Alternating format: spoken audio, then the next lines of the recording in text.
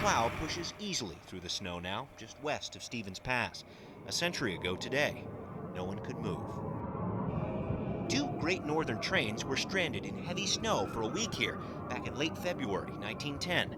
That's when disaster struck. March 1st, 1:42 a.m.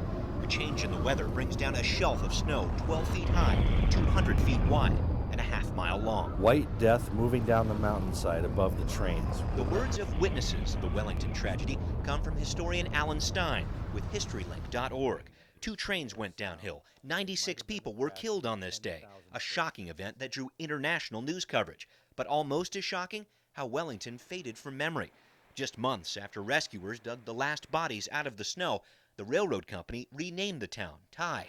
19 years later, new tracks were built, the town was abandoned, and memories of the disaster started to drift away. When I started doing the research about 10 years ago, there were only a few people, that had taken an interest, railroad historians especially. They all remembered this very well.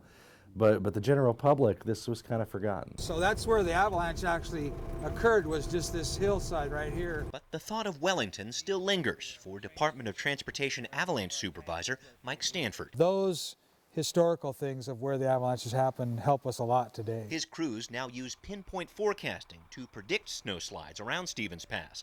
Mike's team even has the firepower to induce avalanches, rather than simply react to them as railroaders had to a century ago. So we use that science that we've learned over the years and combine it with the historical part of it and do a proactive thing to keep the highway safe. The memories of this devastating day have never left the small towns that surround the old Wellington site.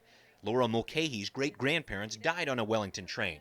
By a stroke of luck, their daughter didn't make the trip with them. Had Grandma Ruth gone over there with her mom and dad that day, there'd be 26 of us family members that wouldn't be here today. In Skykomish, families still gather to honor the names of the fallen and remember what so many of us have forgotten. It's important that people know what we've done in the past so we can help the future. Wellington was a tragic loss of life, and it remains a terrible reminder of the danger in Mother Nature that still surrounds us.